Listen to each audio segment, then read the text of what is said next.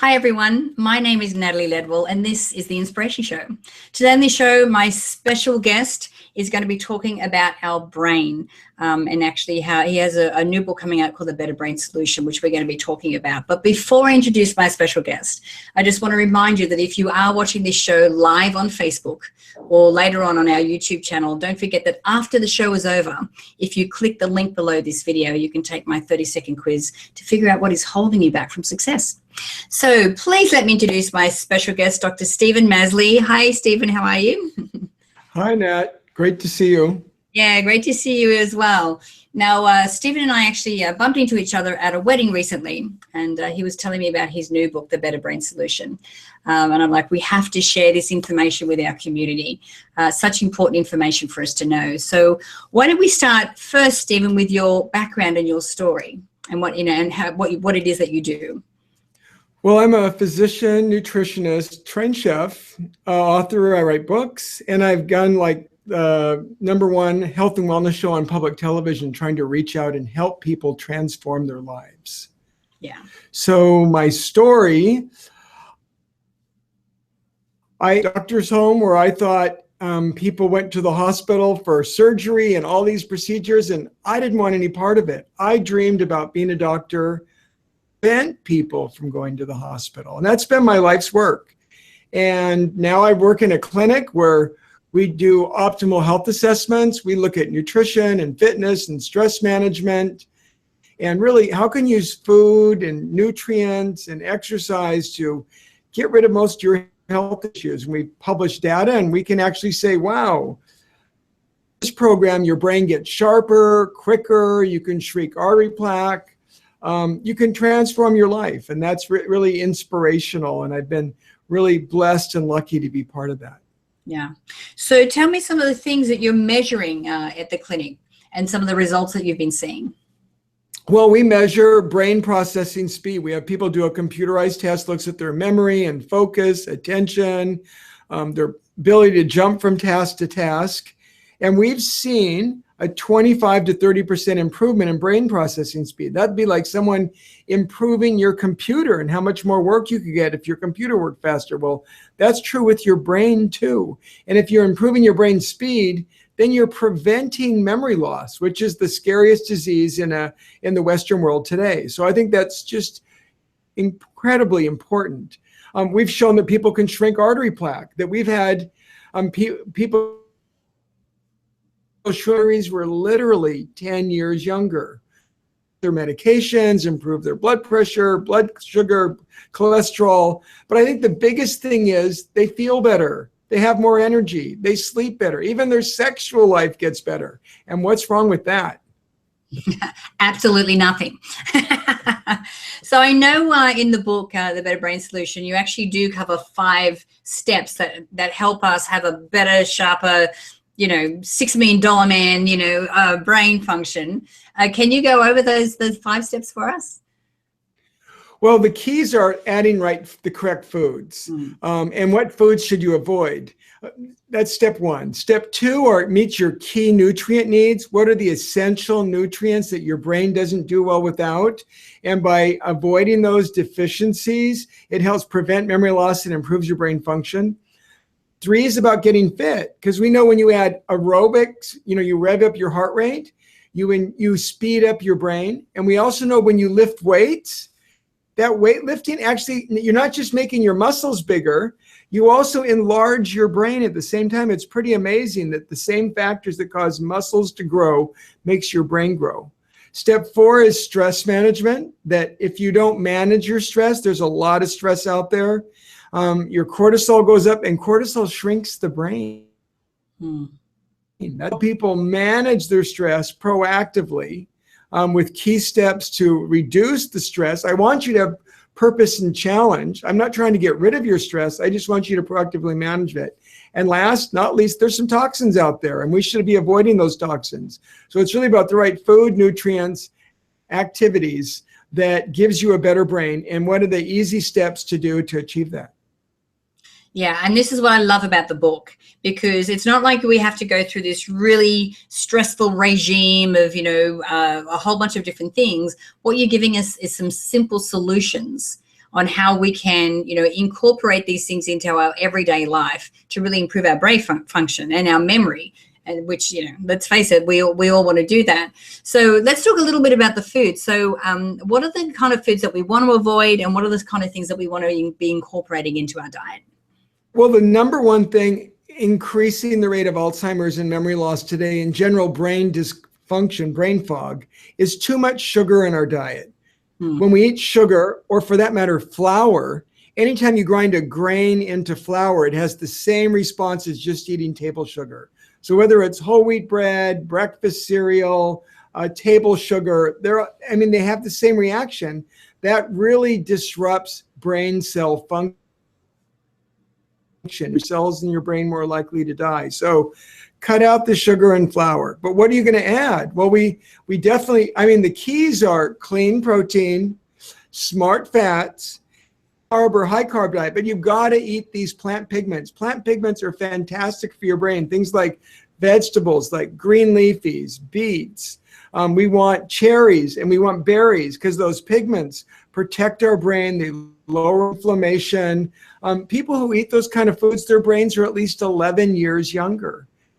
It's from cocoa and dark chocolate, the unsweetened form. So at least 70% dark chocolate or cocoa. I want you to have that every day. The pigments that are in tea and coffee are good too, but in moderation. We're not talking a whole pot of coffee, but like 2 cups of coffee and a cup or 2 of green tea, especially matcha tea. It's really good for your brain. Those pigments have beneficial benefits to your brain. Even red wine, you can have a glass of red wine at dinner. 1 or 2 servings a day is good for your brain. More than, no, I cannot say, drink more, not the whole bottle. Yeah. And sadly, beer and hard liquor didn't have nearly as much benefit, if they didn't really have any benefit. So it's really red wine that's the big benefit. But all those pigments are things we want people to add for their brain. And smart fats. As I said, fats, we want like avocado, olive oil, and nuts. Both of those have been shown when people eat more, their cognitive function improves and it slows memory loss. So definitely avocado, olive oil, nuts, dark chocolate, seafood, the omega-3 seafood like wild salmon. That's awesome. Those foods are fantastic for our brain. And when for protein, clean protein like grass-fed or pasture-raised animal protein, cage-free organic poultry or eggs, seafood, those are clean sources. So we want clean protein, more produce, in terms of with colorful pigments, dark chocolate, I think it could be, and then we want spices and herbs. Those are the other keys because they're anti-inflammatory and they make food taste fantastic. Yes, I'm a physician and a nutritionist, but I'm also a trained chef. I worked at the Four Seasons restaurant for a year in a chef internship.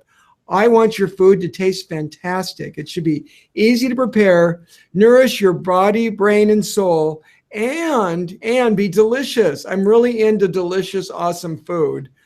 And I think that makes it easy to follow. If your family and friends love what you're eating, they're going to want to join you, and it makes it so much easier. Absolutely.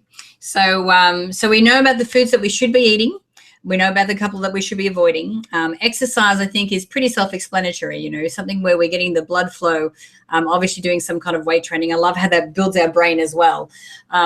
Stress management, I think that, it's very difficult for us to avoid stress these days. It's just coming at us from all angles. So what are some great stress relieving activities we can do?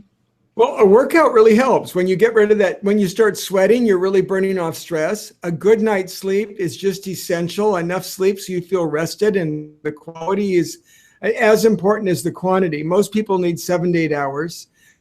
Quality sleep so you're restored and rested. And, I think there's tips and like avoiding white and blue. You said white and blue light before you go to bed. You definitely want to avoid those. Red light would be okay. Turn your bedroom into a red light district isn't such a bad idea. And then, some meditation, calm time every day. It doesn't take long, but adding 10 minutes, 20 minutes of peace and calm a day makes a huge difference in our ability to proactively. Yeah. Absolutely. And so what are some of these toxins that we should be avoiding as well? And where do they show up in our life? Well, some of them come like in our foods, like in the processed meats, like hot dogs, bologna, deli meats, bacon. They sprinkle nitrosamines on them to extend the shelf life so they can. But the problem is nitrosamines cause blood sugar abnormalities and diabetes, but they're neurotoxic to brain cells. When they're eating bacon in a regular place, they may be actually eating a neurotoxin at the same time. So you want to buy pasture-raised, organically fed, nitrosamine-free bacon. That's critical, or don't eat it. I'm not saying you can't have it, but at least it's got to be clean is really the theme. Another source of toxin comes from seafood, as in mercury, and that's mostly big mouth fish. Tuna, grouper, snapper, swordfish, shark, big mouth fish, they're very high in mercury, and mercury's toxic to our brain. So and pesticides, we know people who have high pesticide levels, 50% more Alzheimer's than if your levels are low. So, and the biggest source of pesticide comes from dirty animal protein that was raised in these, feedlots where they use pesticide on the grain. They feed them. Clean is really essential in avoiding brain toxins. So, those are just a few of the examples from the Better Brain Solution on. It's not that hard to avoid them if you know what to look for and what to ask for. And just buying the right foods isn't difficult when you know what to do. Absolutely. And you've spelled it out so well in the book that it makes it really easy to follow. Now, I know that you've also put together a quiz or an assessment for people to take to assess where they are right now with their brain health. So tell us a little bit about that. Well, a lot of people are wondering, well, how am I doing? I wanted to give them a simple tool, maybe 2 minutes, where they could go through and ask 10 questions and get some score and about, well, how is my brain doing? Do I have to worry? Do I need workup? And if you do, then I give you the things. What tests should your doctor order? What things should you be doing if your score is dropping? We don't want that. But I think the key is figure out how you are. 2 minutes and you can get a brain symptom score. And along with your score, I wanted to make it so useful, not just, okay, here's your score, but I threw in one of my favorite tools, their brain shopping guide. So it gives you 12 foods to add to boost your brain and 12 foods to avoid because they'll poison your brain. So what to add, what to avoid each time you go shopping. It just makes it so easy to make the right choices so that all of your audience can have a better brain. Yeah, no, I agree. And congratulations on the book. And thank you for writing the book because, like I said, the information you have in there is very easy to understand. And having I put it up. I love the colors on this book. There it is. So I just thought you mentioned that. So yes. Here's the Better Brain Solution. I think I love the way the publisher put this together. Yeah. And what I also love is that not only are these simple and easy things to start to embody and start to apply, but it's never too early and it's never too late to start, looking after our brain health.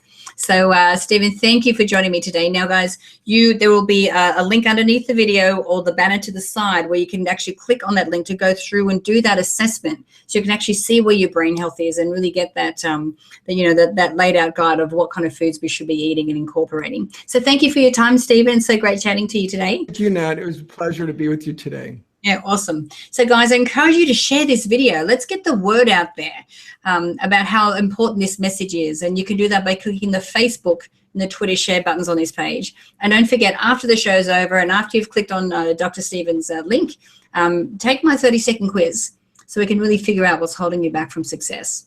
So until next time, remember to live large, choose courageously, and love without limits. We'll see you soon, everyone.